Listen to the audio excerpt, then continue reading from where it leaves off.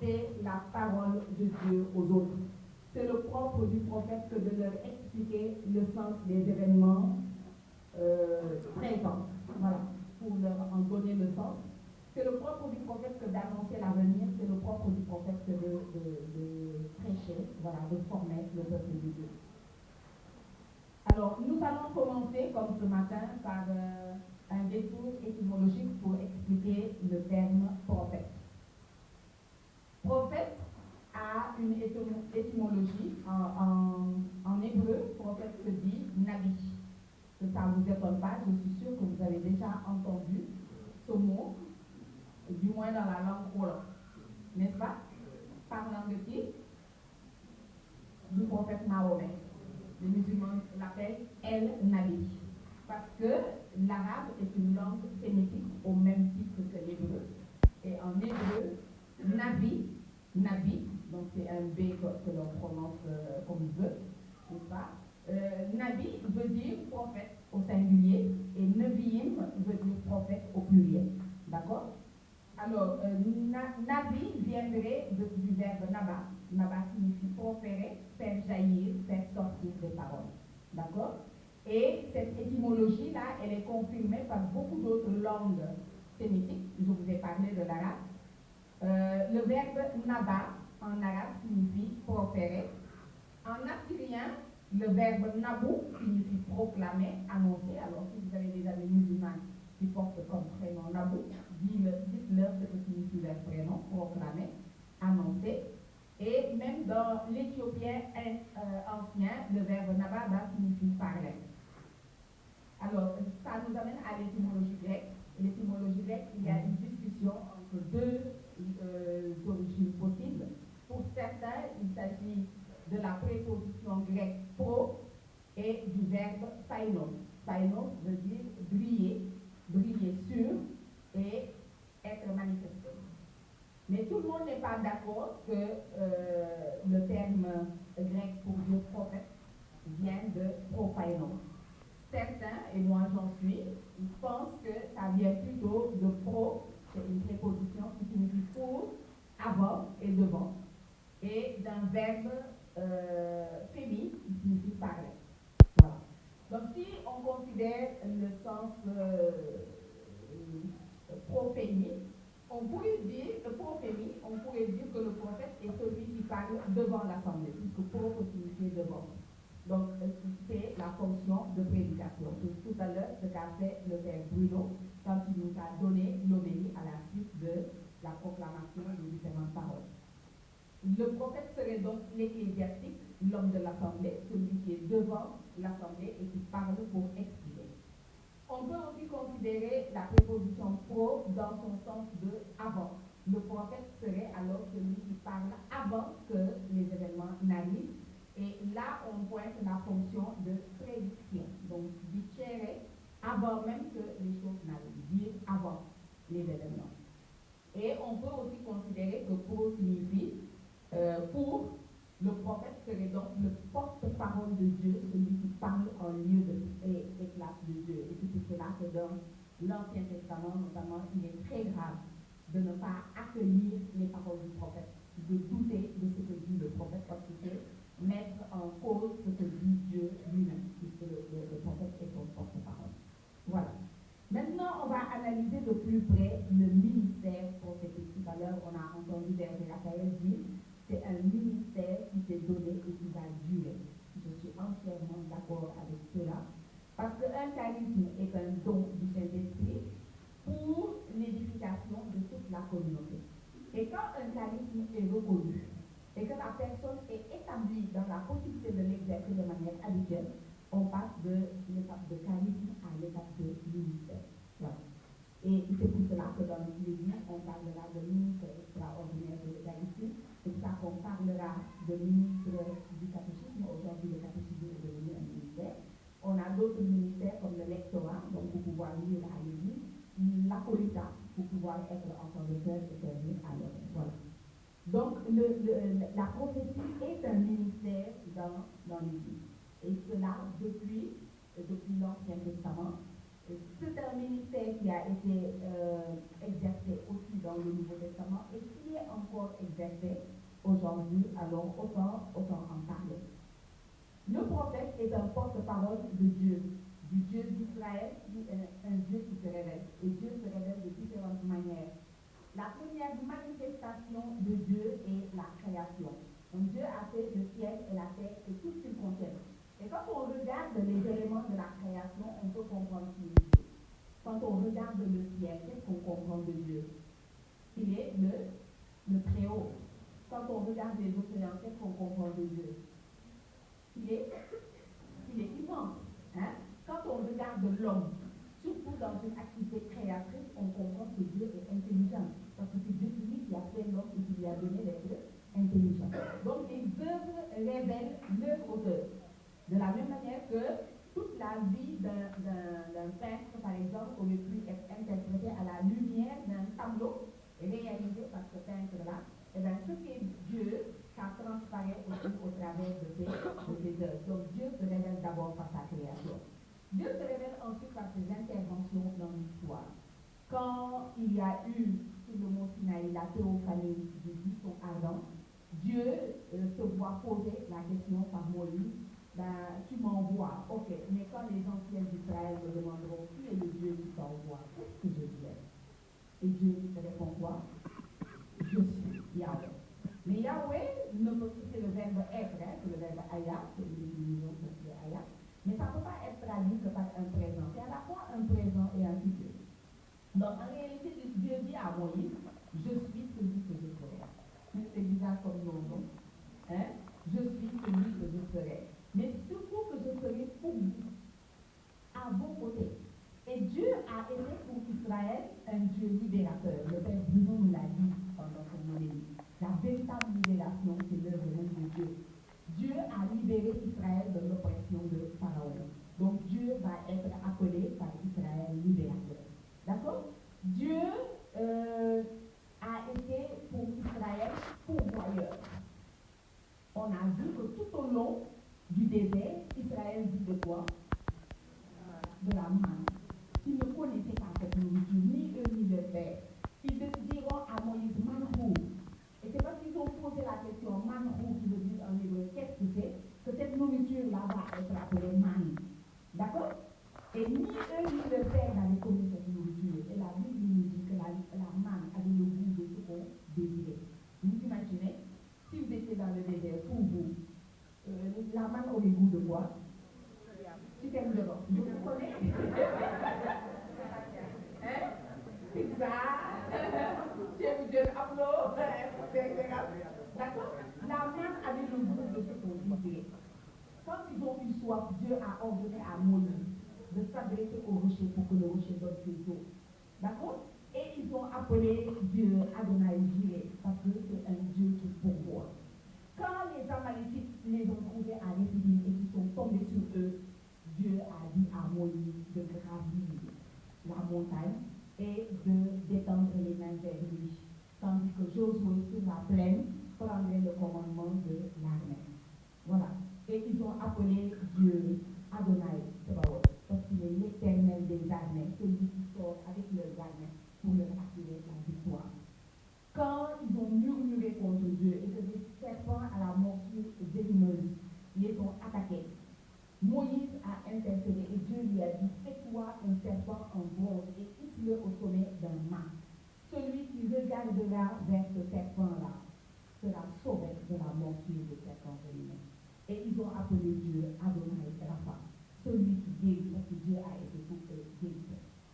Donc, aujourd'hui, si je vous tends le micro, chacun d'entre vous devrait pouvoir s'avancer et donner un nom à Dieu. Parce que Dieu a été cette fonction-là pour lui dans sa vie. D'accord? J'espère que je vous appelle. Alors, donc Dieu parle au travers de ses interventions dans l'histoire. Il se révèle en faisant. D'accord? Et d'ailleurs, dans la langue hébraïque, le terme dabar et déber sont synonymes. Or, dabar veut dire la parole, déber veut dire l'événement. Et quand Dieu parle, il se produit un événement. Quand on nous dit dans la Bible, Dieu dit que la lumière soit,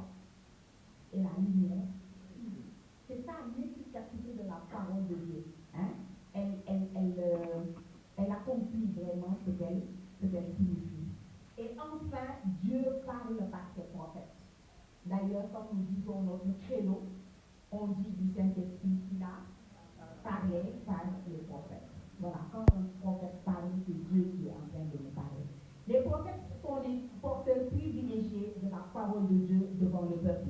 Et ils doivent la transmettre, qu'on les écoute ou qu'on ne les écoute pas. Qu'on les croit ou qu'on ne les croit pas. Qu'on accueille leur parole ou qu'on ne l'accueille pas. Voilà. Que le message plaise ou non à ses destinataires. Dieu avait dit à Ézéchiel, c'est une engeance de rebelles. Ils ont la nuque raide.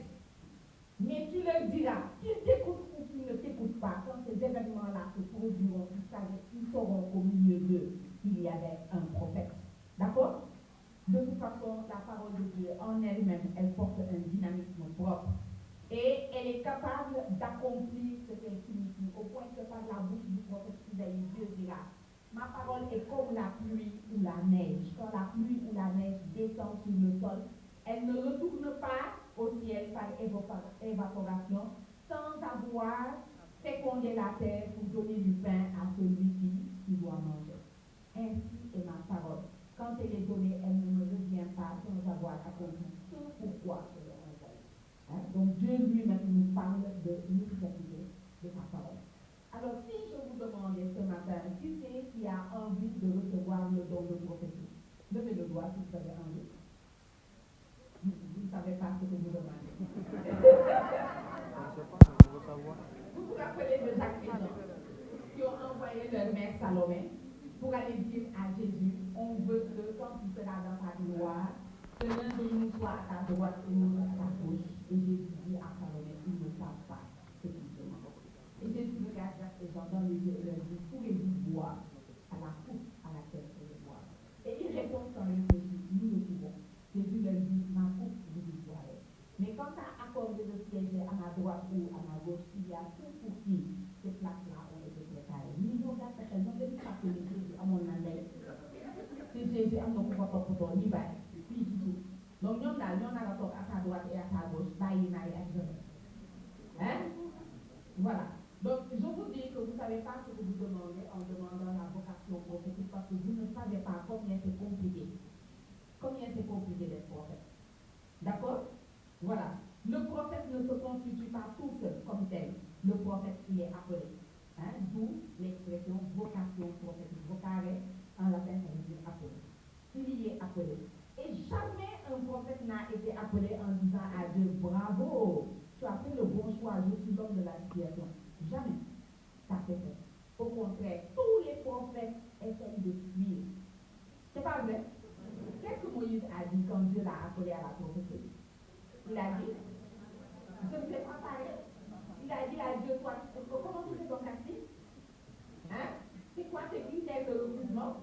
Mais si tu m'appelles pour parler en lieu et place de toi, bon, ça va trouver quelqu'un d'éloquent.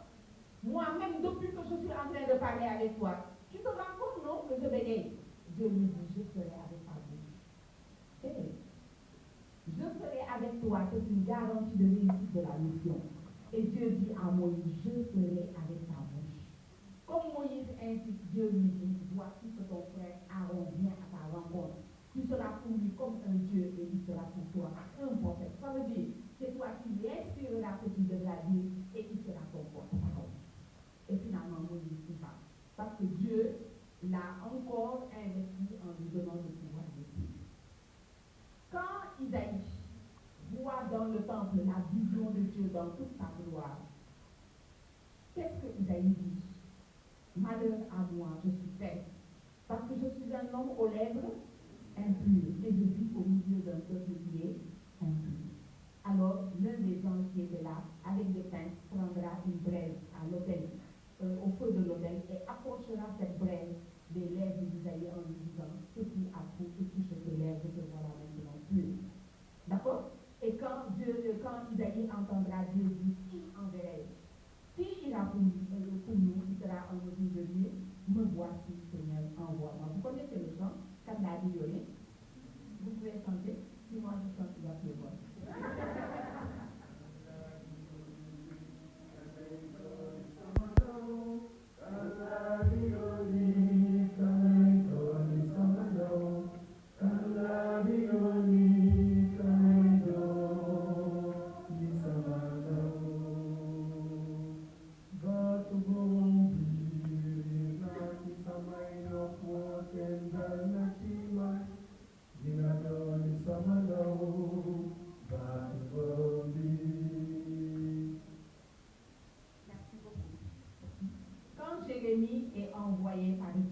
prophète. C'est quoi l'objection de Jérémie? Il dit quoi?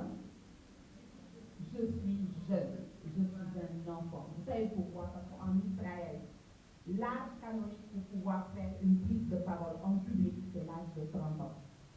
Et Jérémie, quand Dieu l'appelle, Jérémie n'a que 20 ans. Et c'est pour cela qu'il dit, je suis jeune. Dieu lui dit, ne dis pas que je suis jeune, que tu es jeune. Parce que partout où je t'enverrai, tu iras, et ce que je te commanderai, tu le diras. D'accord? Et Dieu lui dit, avant que tu sois formé dans le sein de ta mère, je te connaissais et je t'avais établi pour être prophète des nations, pas prophète d'Israël. Et le fait, Jérémie aura des prophéties sur l'ensemble des nations qui intervenaient dans la géopolitique de l'époque. Une géopolitique très compliquée. Ok? Voilà. Donc, tous les prophètes ont objecté quelque chose à leur mission. Ils se sont sentis indignes de leur mission. Et à chaque fois, Dieu a répondu à l'objection et Dieu les a confirmés en leur donnant comme garantie de vie la certitude de sa présence avec eux. Alors, en Israël, pour être prêtre, c'est quoi la condition? Comment on devient prêtre en Israël? Il faut appartenir à quelle tribu? Il faut appartenir à la tribu de Lévi. D'accord? Lévi, c'était le troisième fils de Jacob. Voilà. Quand on appartient à la descendance de Lévi, on peut être prêtre et à l'âge de 25 ans, on commence son service dans le temple. Comment est-ce qu'on était, à quelles conditions est-ce qu'on pouvait exercer la fonction royale en Israël? Les rois appartiennent à quelle tribu? David appartenait à quelle tribu? La tribu de Juda. Il ne faut même pas hésiter. Jésus, on l'appelle le lion de la tribu de Juda, parce que Jésus appartient à la tribu de Juda. C'est pour ça qu'il est descendant de David. D'accord? Mais il fallait appartenir à quelle tribu pour être prophète? Est-ce qu'il y a une tribu spécialisée? Non. Les prophètes, Dieu les appelle comme il veut. De quelque tribu qu'ils soient.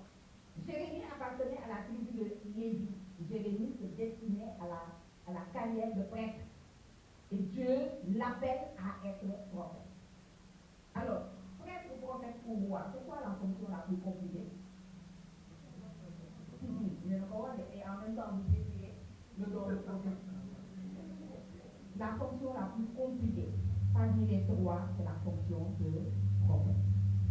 Je vous assure qu'il arrive en Israël que le roi soit corrompu et que le roi fausse le droit dans les procès. Il arrive en Israël que le prêtre soit corrompu et que le prêtre ne dise au roi que le prêtre ne dise au roi que ce que le roi veut entendre. Quand le prêtre est corrompu, quand le roi est corrompu, alors Dieu envoie le prophète. Et en Israël, le prophète est un dernier rempart. Un dernier rempart pour rétablir le droit. Un dernier rempart pour protéger le faible et le petit. D'accord? C'est pour cela que Dieu ne tolère pas la corruption du prophète. À la limite, la corruption du roi, la corruption du prêtre, c'est arrivé souvent. Mais Dieu ne tolère pas les faux prophètes. Et le faux prophète, on doit le retrancher du peuple. Quand on parle dans l'Ancien Testament de retrancher, c'est faire mourir de mort violente. Parce que le faux prophète risque d'entraîner dans son égarement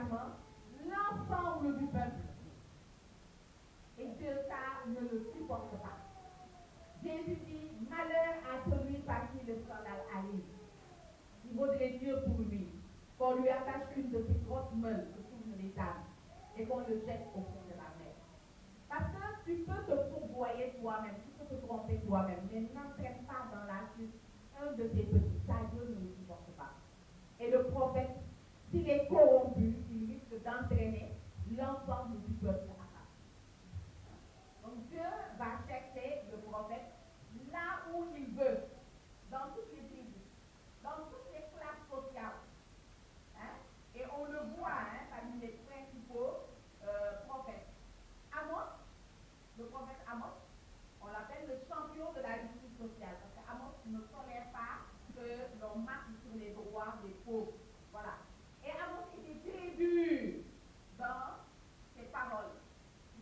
Quand Amos il était du sud, et Dieu l'a envoyé au nord pour aller faire son ministère prophétique. Et le nord était un royaume beaucoup plus riche que le royaume du sud. Et il va s'adresser à ces riches femmes commerçantes du nord en leur disant: vous ressemblez à des vaches de bataille, vautrez sur vos lits d'ivoire. Vous pensez que si c'était vous, Amos, que Dieu vous envoie de pareilles paroles, vous allez les dire. Hein, les amis?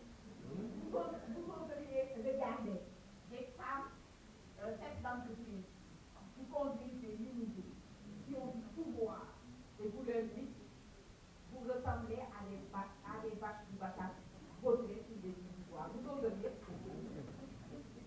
Hein? Amos a tellement énervé les gens du royaume du Nord que le prophète Amazias est venu le confronter.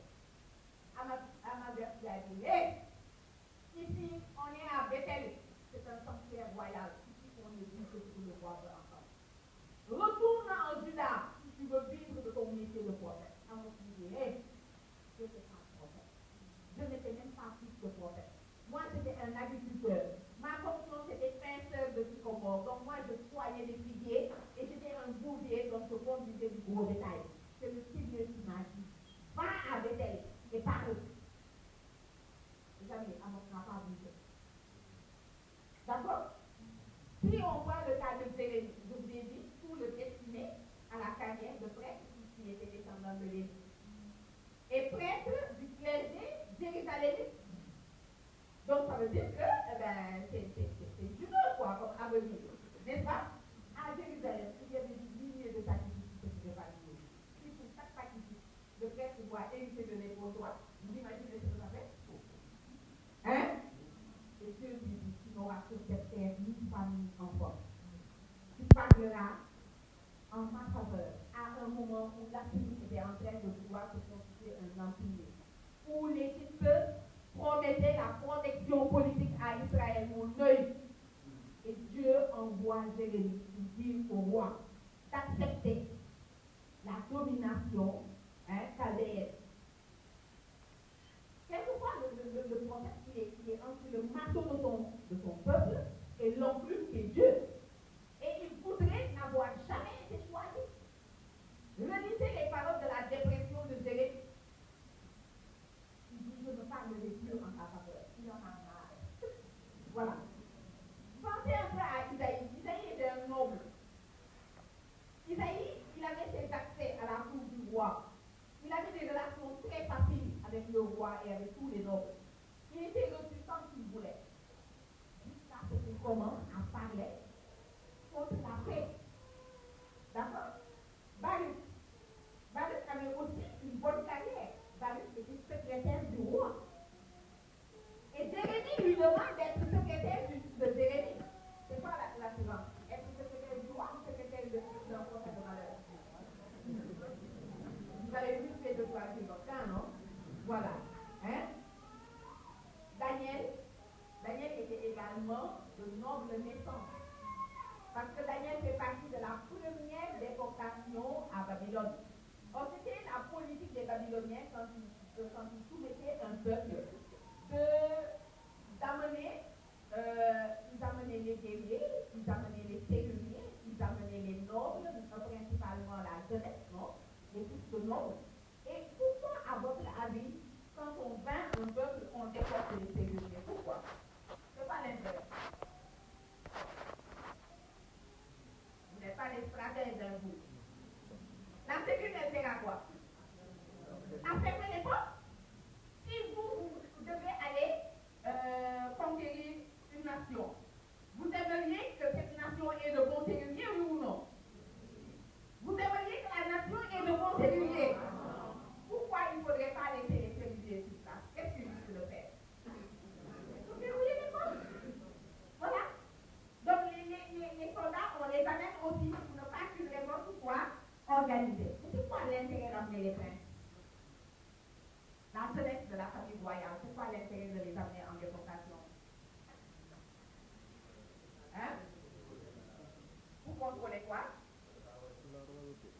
parce que eux sont des futurs rois.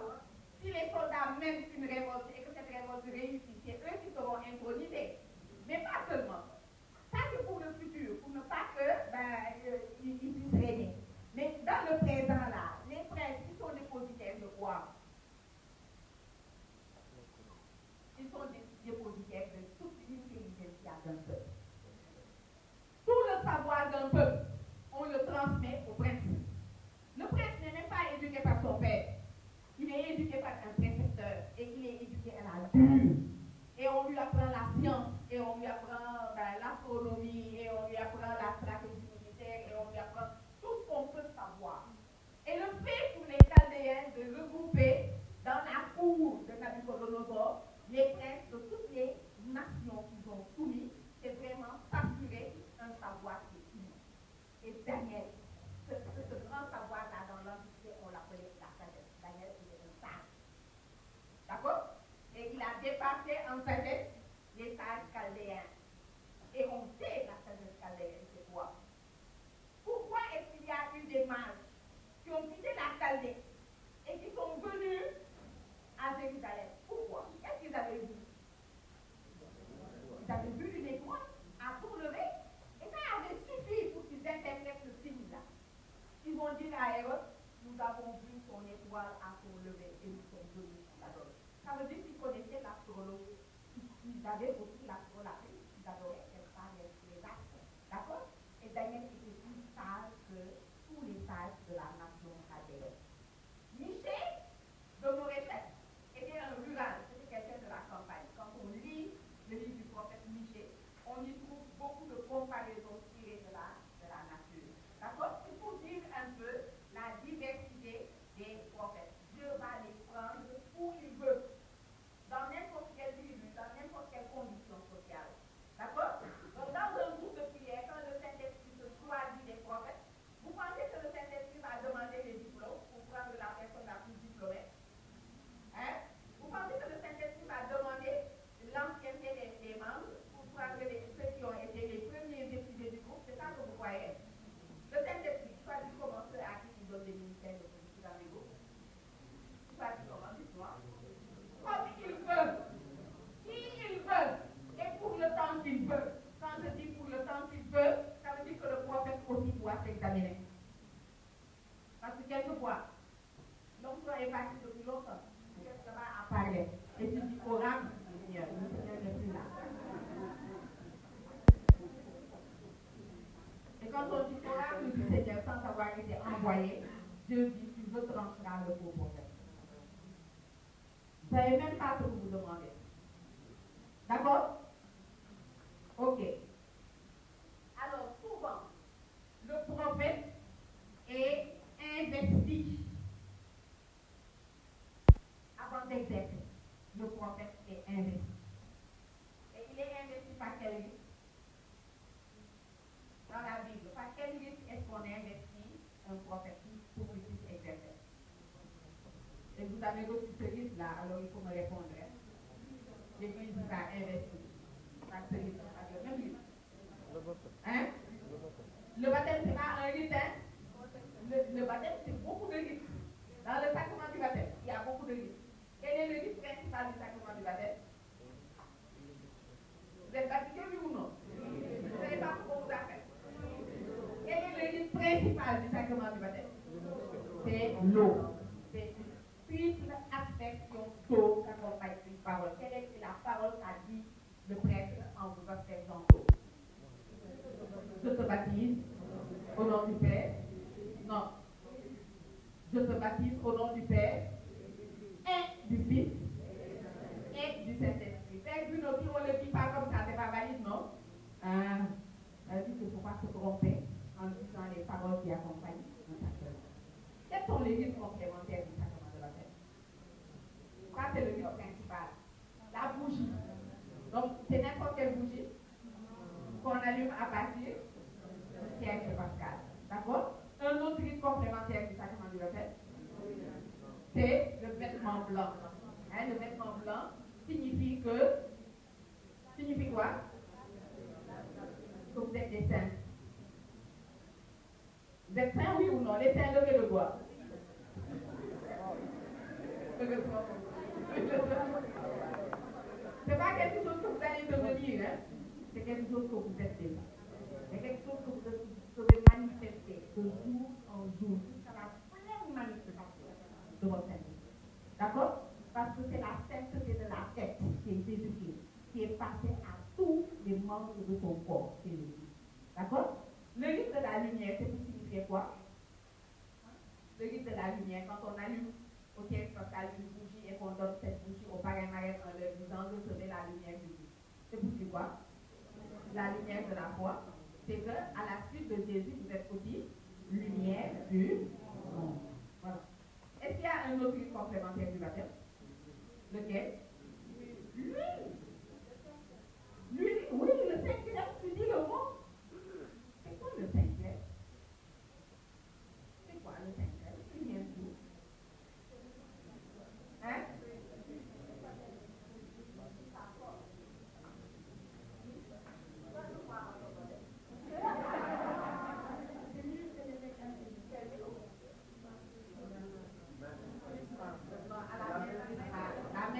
C'est pas forcément le mardi, hein.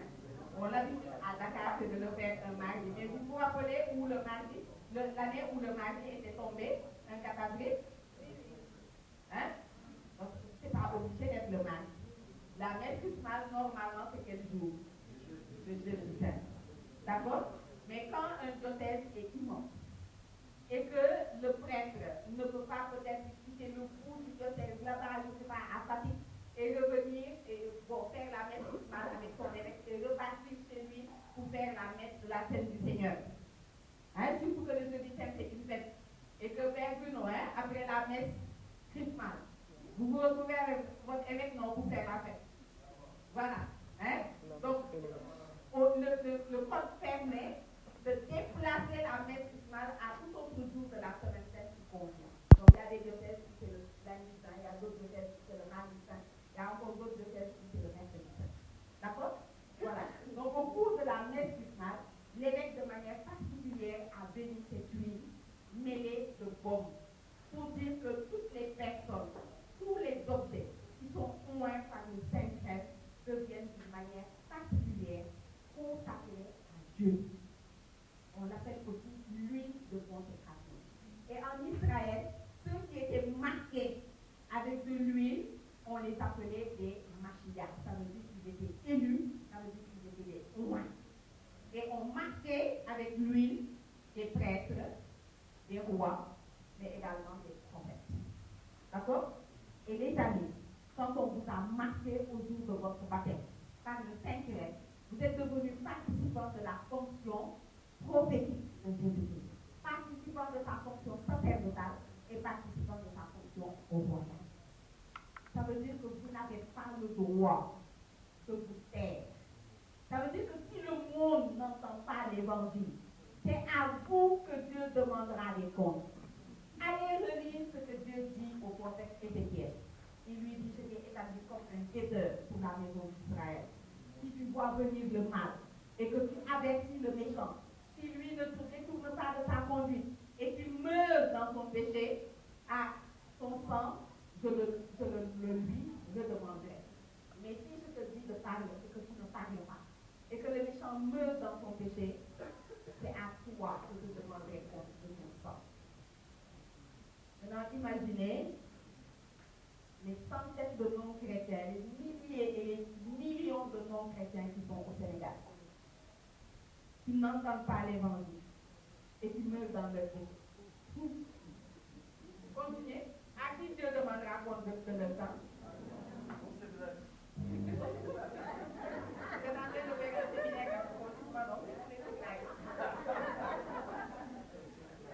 D'accord? Ça veut dire que le prophète ne peut pas se taire quand il est envoyé. Voilà. Et qu'on l'écoute ou qu'on ne l'écoute pas, il doit parler. Ok? Il doit parler au nom de Dieu parce qu'il a un message de vie qu'il doit absolument retentir. Et il doit le dire, même quand le message est refusé. Jérémie, quand il a appelé Baruch pour lui dicter les prophéties qu'il recevait, Baruch mentionnait toutes ces prophéties dans un livre. Ce livre a été donné au roi roi et le roi l'a jeté au feu. Qu'est-ce que Jérémie a fait? Jérémie a encore dicté une autre lettre. Parce qu'il faut qu'il s'entende. D'accord? Hein, c'est une question de vie ou une question de mort. Voilà. Donc souvent, les institutions que sont le roi, le prêtre et les anciens du peuple sont contre le prophète. Parce que la parole que le prophète doit dire ne plaît à personne. C'est le métier le plus dangereux au monde. Peut-être que dans nos groupes, on va souffrir juste parce qu'on est prophète. Et le prophète, ce n'est pas forcément quelqu'un qui ferme les yeux et qui dit il y a dans cette assemblée. Le prophète, c'est celui qui indique, surtout en période de crise, la direction qu'il faut prendre. Et celui-là, il annonce tout le monde. Parce que le prophète est assis. Il voit ce que les autres, même debout, ne voient pas. Alors, on dit,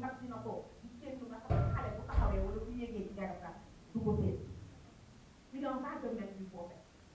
Le prophète, Dieu lui a donné une claire vision de ce qui vient.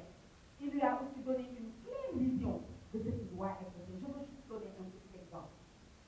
Quand, au mois de février, il a été question au Sénégal de reporter les élections jusqu'au mois de décembre.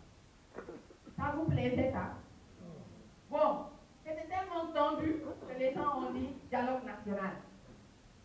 Les gens sont allés au dialogue national. C'était une grande farce nationale. Parce que les gens disaient au président, c'était de faux prophètes. Mais quelqu'un a été véritablement prophète au milieu de toutes ces voix. C'était qui? C'était qui? Hein? Le responsable du Conseil national du laïcat. Il a rappelé la nécessité de donner aux institutions le respect du justice. Et il a dit qu'il est possible de tenir ces élections-là avant le mois d'avril. Et ce qui a été fait a montré qu'il a été prophète pour notre nation à ce moment-là. C'est ça le prophète, c'est pas seulement dire des choses cachées, c'est dire la vérité qui permet au peuple d'aller dans le sens de ce que Dieu veut. Et ça, vous ne pouvez pas y échapper. Et on dit que vous savez, la vérité, c'est comme une aiguille qui est perdue. Les adultes peuvent ramasser, mais les enfants aussi peuvent ramasser. Ça veut dire qu'on doit aussi écouter tout le monde. Parce que Dieu peut confier la vérité à qui il veut, surtout en temps de crise. Ok? Voilà. Alors, comment est-ce que Dieu procède avec le prophète pour lui communiquer le message qu'il veut? Et c'est là que notre texte est intéressant, parce que notre texte nous parle de vision, notre thème nous parle de songe, notre thème nous parle de prophétie. D'accord? Ce sont différents modes de communication du prophète avec le divin. Et en Israël, on trouve là tous ces modes de communication. Les songes. C'est quoi un songe? Qu'est-ce qu'un songe? C'est une révélation qui nous est faite à quel moment? Pendant le sommeil, pendant qu'on dort. Est-ce que vous connaissez dans la Bible des gens qui avaient des songes? Qui? Dans l'Ancien Testament. 11e fils de Jacob. Toi, tu as 10 grands frères. Tu as 10 grands frères, j'ai dit. Tu te réveilles le matin, tu dis hier nuit, j'ai rêvé. On était au champ à l'époque de la moisson du blé. Et chacun de nous ramassait des herbes et les liait en bottes. Et tout d'un coup, vos bottes à vous se sont mis à se prosterner devant ma botte.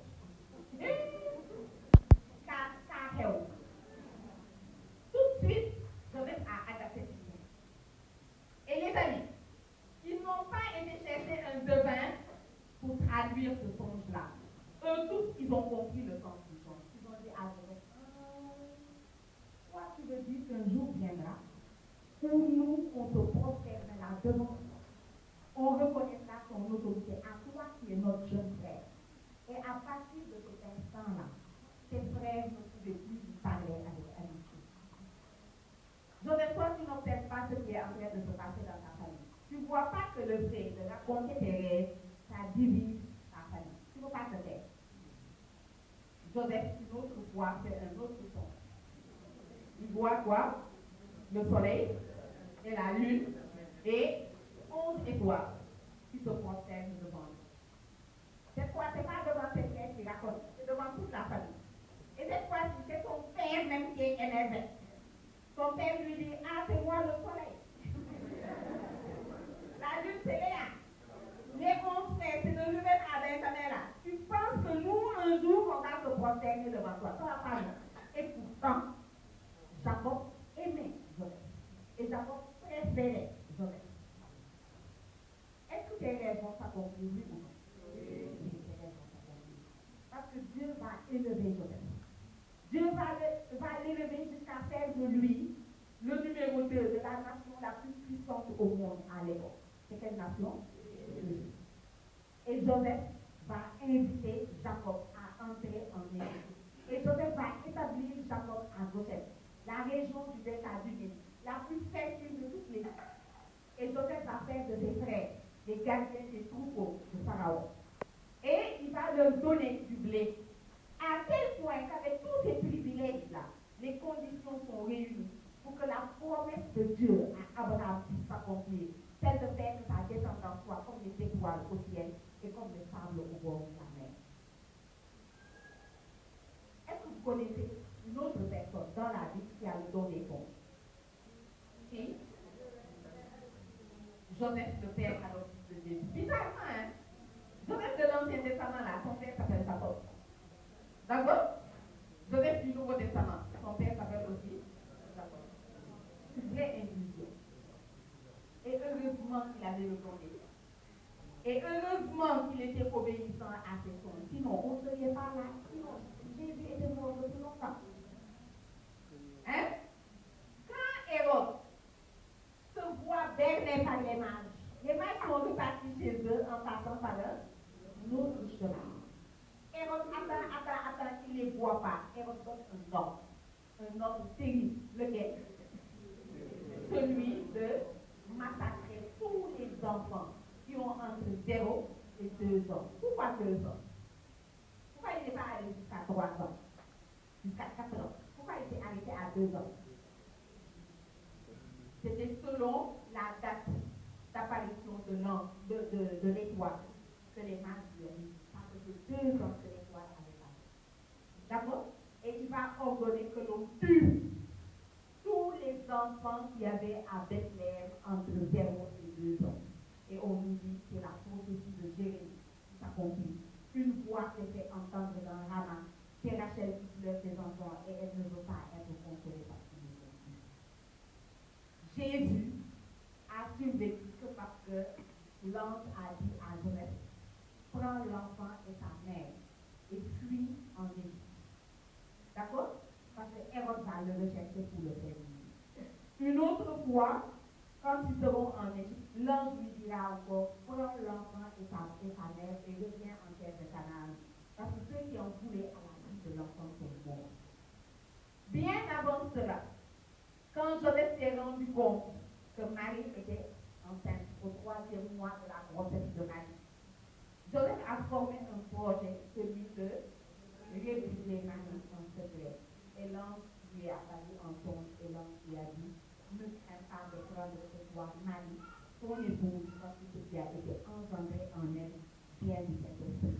Et quand Joseph s'est réveillé, il a fait comme l'ange lui a dit.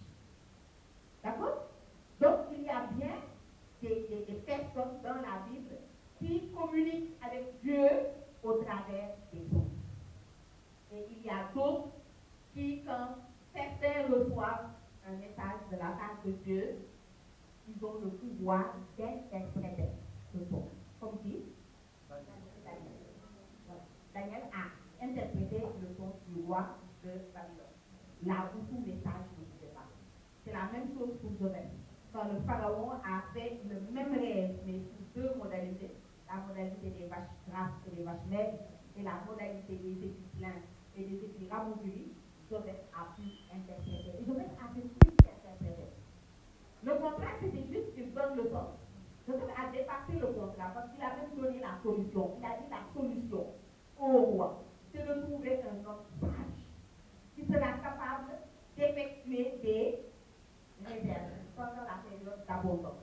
Ainsi, l'Égypte sera sauvée. Et Pharaon a dit, où trouverai-je un homme plus sage que toi? Et Joseph a été élevé au-dessus de toutes les villes. Pharaon lui a dit, il n'y a que le trône qui te différenciera de moi. On lui a donné une épouse et on lui a donné un nom et on lui a donné un anneau, signe de voilà. Donc une chose est de pouvoir recevoir un message, une chose est d'être capable de décoder ce message. Et si Dieu vous parle par les sons, il faut demander à Dieu la grâce de l'interprétation des sons, sinon ça ne sert à rien. Et là, on est dans le même registre que la grâce de parler en langue.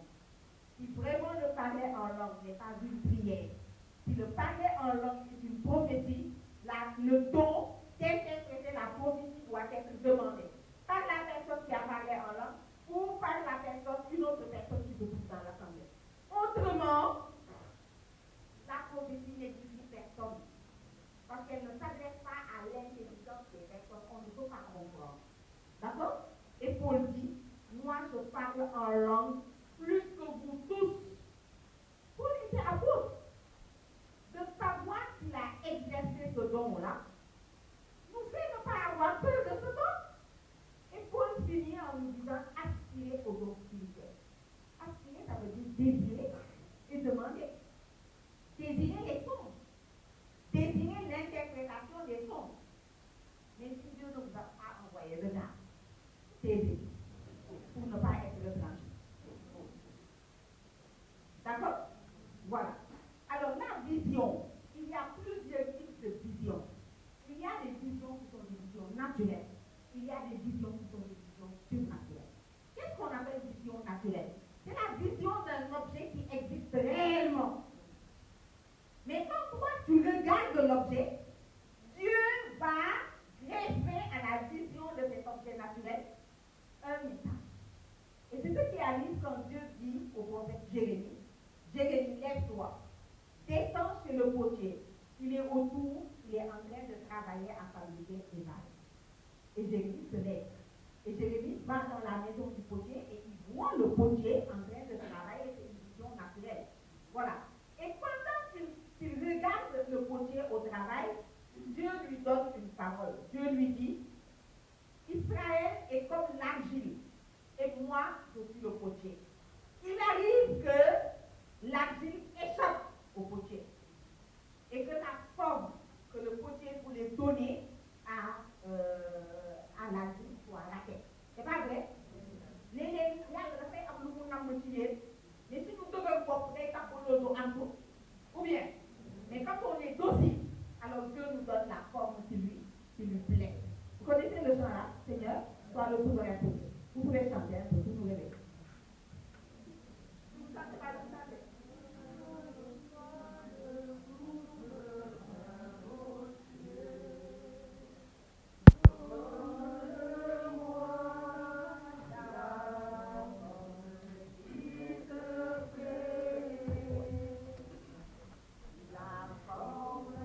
Que tu as choisi pour moi.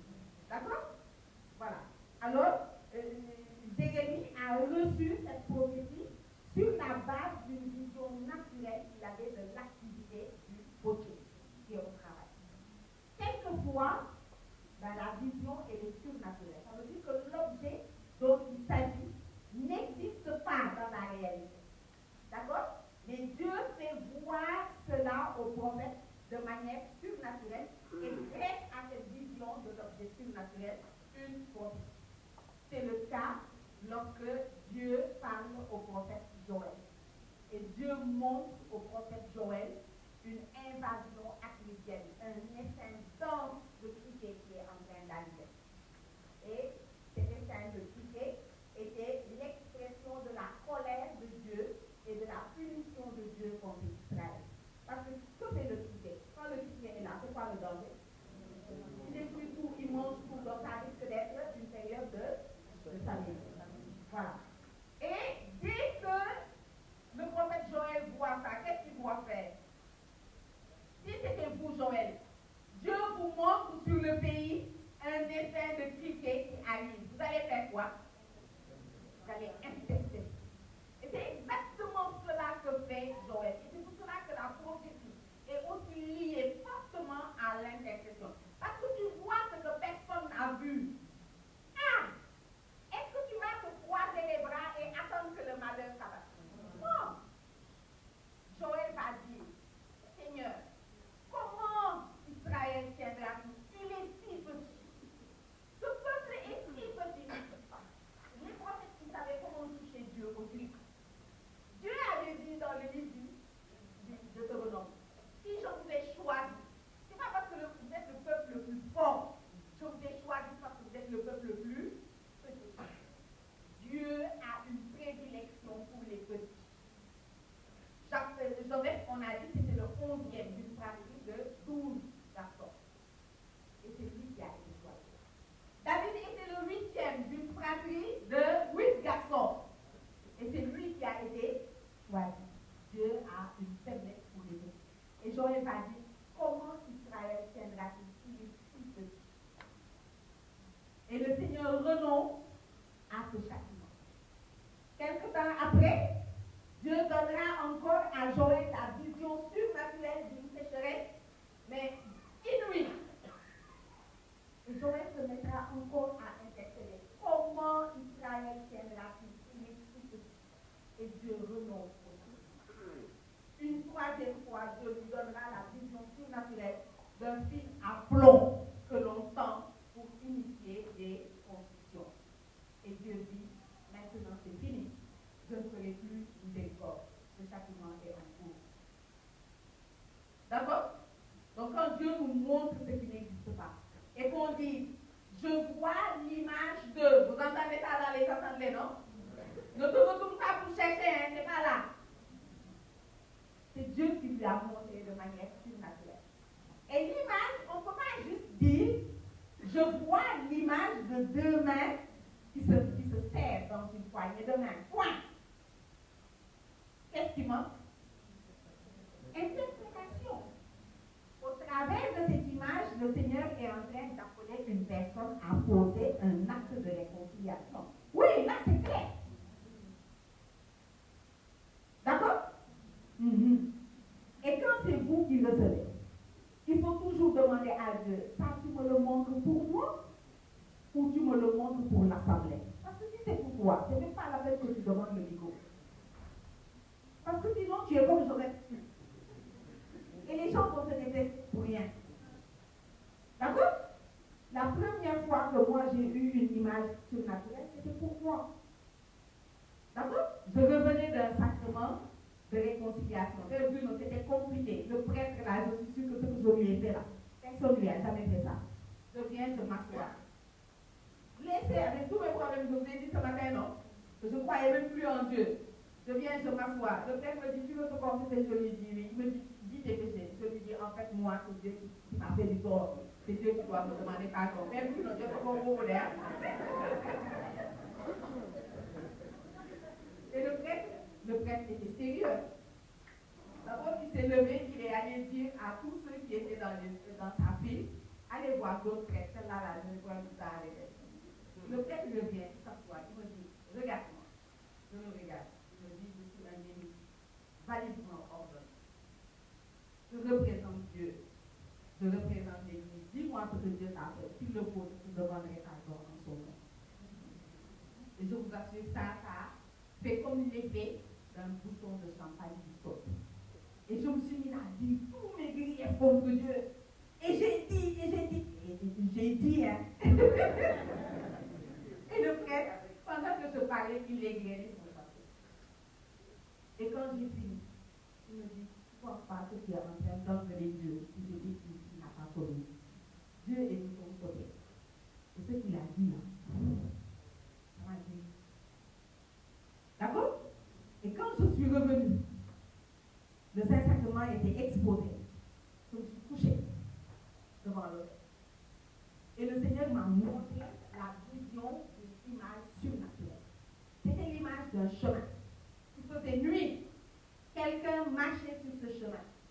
Et chaque fois que la personne levait un pied pour poser un pas, il y avait comme la lumière d'une lampe torche qui éclairait juste l'endroit où la personne devait mettre son pas. Ça ne suffit pas. Il faut une explication. Et je dis au Seigneur, cette image, ça signifie quoi? Le Seigneur me dit, ce chemin, c'est la vie. Ce chemin est obscur parce qu'il ne t'est pas accordé de savoir ce que sera ton avenir.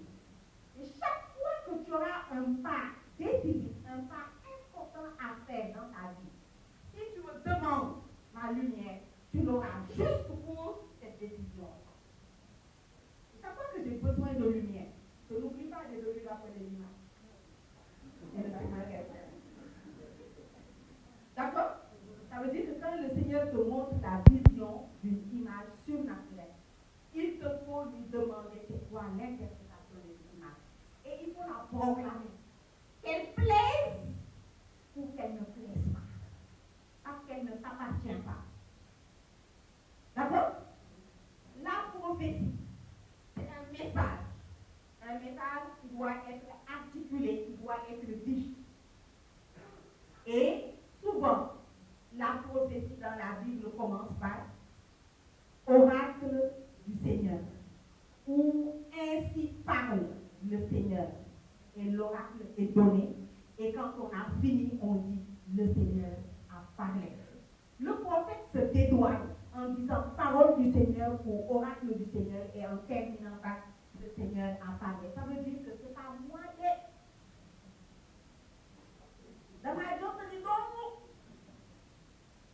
c'est ça le prophète. C'est quelqu'un qui relaie la parole de Dieu. Et si on n'obéit pas à l'oracle, c'est à Dieu qu'on n'obéit pas. Voilà. Et le prophète doit être libre de la transmission. Un trouillard ne peut pas être prophète. Un peureux ne peut pas être prophète. Parce que la parole que le Seigneur te confie souvent est pas à contre-courant. Et tu vas dire, comment est-ce que je vais faire pour dire? Tu vas trouver les moyens. Mais tu vas dire. Vous pensez que quand Dieu a envoyé Nathan auprès de qui? Auprès de David, pour aller faire des reproches à David, à propos de quoi? Il fallait faire des reproches à David à propos de quoi? À propos de son adultère et de son meurtre.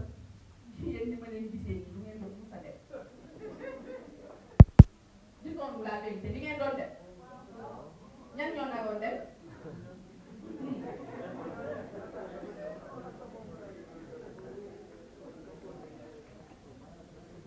À l'époque où les rois reprennent la guerre, c'est au printemps. David fait une sieste. Tous les rois reprennent la guerre. David dort. David fait une longue sieste. Après, David monte sur sa terrasse. Et David aperçoit dans sa cour une belle femme qu'il a eu le temps de regarder, qui est en train de prendre son bain. Et David appelle les gens de son palais. Hey David. Et il leur dit, regardez celle-là, c'est qui? Et on lui dit, c'est la femme de Uri, de Hittite. Le diable, David dit, faites-la appeler. La femme lui dit qu'elle est en période de fécondité. David couche et recouche et recouche avec Bethsabée. Et quand Bethsabée lui dit qu'elle attend un enfant, David écrit au front pour demander qu'on ramène Uri. Quand Uri arrive, David lui dit, j'ai fait envoyer dans ta maison des viandes et des fruits. Et David, va prendre du repos auprès de ton époux. C'était quoi l'intention de David?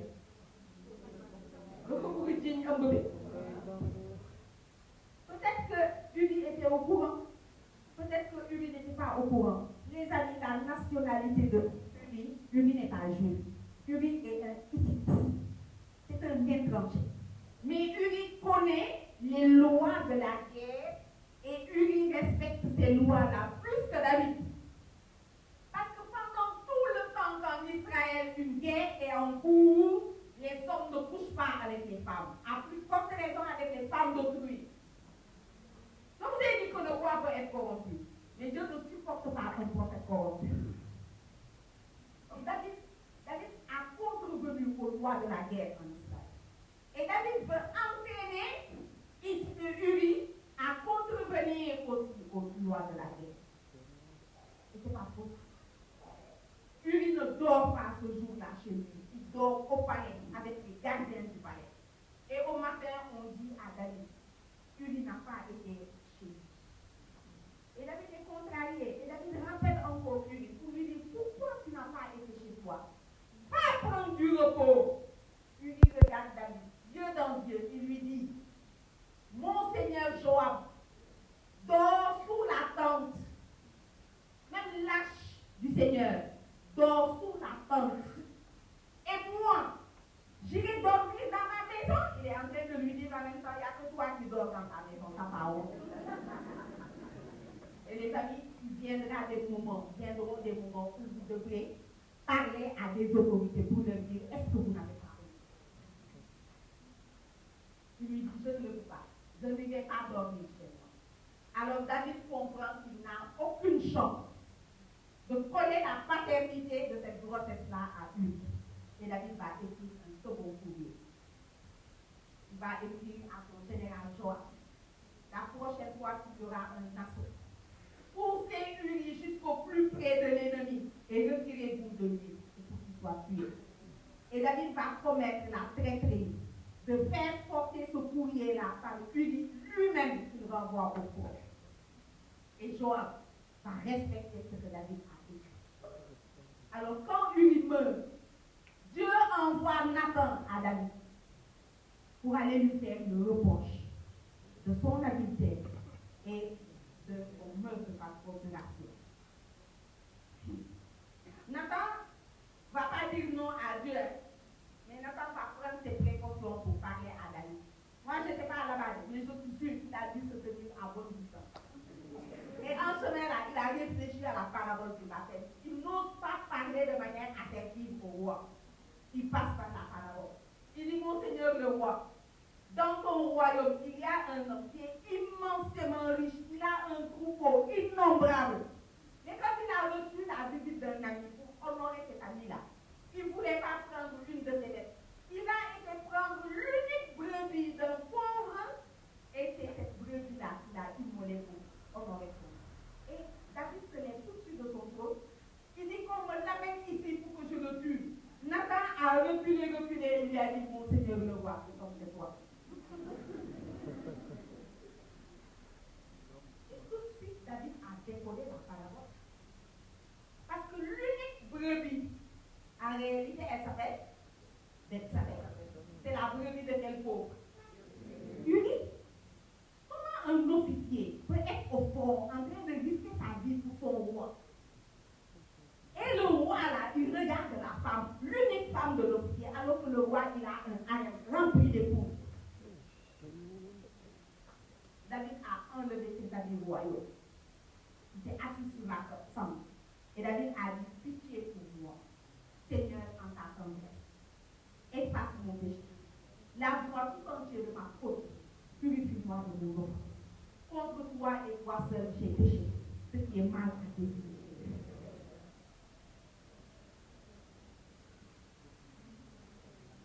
Et il faudra que le prophète trouve les moyens de dire absolument ce que Dieu lui a dit de dire.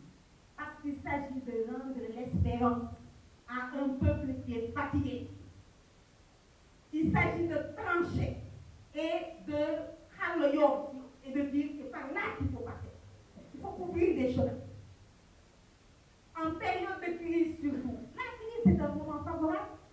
Plus ça vient de crise, c'est un temps où il faut poser un jugement. Il faut discerner entre ce qui est bien et ce qui est mauvais. Et il faut prendre la bonne décision. Pour ça, Dieu a besoin de prophètes. Vous pensez que la prophétie, c'est de dire promet que, oui, ça c'est bien. Mais la prophétie, c'est de pouvoir dire, les amis, voilà ce que Dieu veut qu'on fasse. Voilà là où Dieu nous attend. La prophétie, c'est de pouvoir dire, d'ici 10 ans, qu'est-ce que Dieu veut que le renouveau charismatique soit dans notre pays? Comment est-ce qu'on va y arriver? Par quels moyens? Au prix de quel sacrifice? Et Dieu cherche des prophètes qui, pendant que tout le monde va dormir, ces prophètes-là vont se tenir sur la brèche et ils vont veiller. Et Dieu va leur parler. Et ils vont revenir et ils vont dire oracle du Seigneur. Qui enverrait? Qui ira pour nous? Vous pensez que ça plaît à Dieu que le renouveau mobilise des milliers et des myriades et qu'on n'approfondisse pas la nourriture qu'on donne à ces myriades? Répondez-moi. On va continuer à aller à Dieu à parler des livres de protestantisme jusqu'à quand? C'est pour ça que vous avez reçu le sacrement de confirmation. Les amis, pour fourvoyer le peuple de Dieu, qu'est-ce que je viens de dire tout à l'heure? On peut tolérer la corruption du roi. On peut tolérer la corruption du prêtre. La corruption du prophète est intolérable. On le retranchera. Maintenant, comment est-ce qu'on va reconnaître dans nos groupes les vrais prophètes, les faux prophètes? Depuis ce matin-là, on pose la question du discernement. Vrai ou faux divin. Volonté divine, permission divine. Maintenant, discernons qui est vrai prophète, qui est faux prophète. Vous êtes des bergers, non? Dès que la personne va dire oracle du Seigneur, vous allez lui tendre le micro. Il va fourvoyer votre groupe. Dites-moi, comment on discerne un vrai prophète d'un faux prophète? Dites-moi. Vous savez même pas.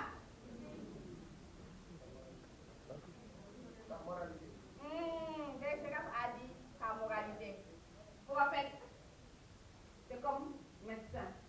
Médecin, guéris-toi toi-même. Prophète, prêche-toi à toi-même. Toi là, tu vas dire que le Seigneur a dit. David, laisse Bethsabée. Toi-même, tu as une Bethsabée. Tu as dit quoi aux gens? Les amis, c'est Saint Jérôme qui disait que tous les chrétiens, parce qu'ils sont prophètes, de par leur baptême et leur confirmation, ils devraient considérer que toutes les Bibles de la terre ont été déchirées. Elles ont été brûlées. Il n'y a plus de Bible, il n'y a plus de Nouveau Testament. Et il appartient alors aux chrétiens de vivre de telle sorte que quand les voyants vivent, tout le monde saura qu'est-ce qui était écrit dans la Bible. C'est comme ça que vous vivez. Alors c'est vous ne parlez pas. Quelqu'un d'autre disait, ne parle pas avant qu'on t'interroge, mais vis de manière à ce qu'on t'interroge. Le prophète, sa corruption est intolérable. Donc le prophète doit être droit. Il doit être saint. D'accord? Autre critère de discernement du vrai et du faux prophète.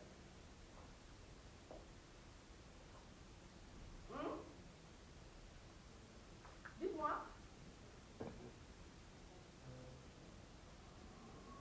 C'est l'accomplissement. D'accord? Ce que tu annonces, tu l'as annoncé une fois, c'est pas arrivé dans le groupe. Un mois après, il y a eu encore assemblée. Tu as demandé le micro, on t'a donné. Tu as annoncé encore, c'est pas arrivé.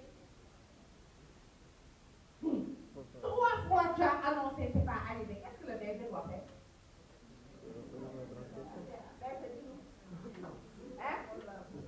Le berger a le devoir de t'imposer le silence et tu as le devoir d'obéir à ton berger. Et le berger t'impose le silence pour son propre bien, parce que le faux prophète, on le retranche. Peut-être que l'accomplissement viendra après. Vous savez pourquoi on est là aujourd'hui?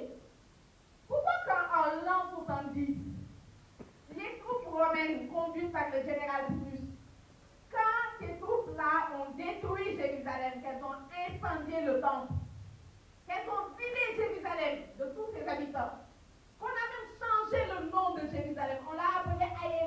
dans une âme. Et on a interdit aux Juifs de résider à Jérusalem. Comment ça s'est fait que la communauté chrétienne de Jérusalem n'a pas été détruite? Dites-moi. Ils étaient là, non? On nous dit qu'ils étaient attribués à l'enseignement des apôtres, à la prière, à la communion fraternelle, hein, à la fraction du pain. Pourquoi ils n'ont pas été détruits? Grâce à qui? Grâce à quelqu'un qui, au cours d'une assemblée de prière, a reçu une prophétie. Et il a reçu la prophétie en 66 avant l'éclatement de la révolte. Et il a dit, il faut que la communauté déménage après là. Vous imaginez le déménagement d'une communauté.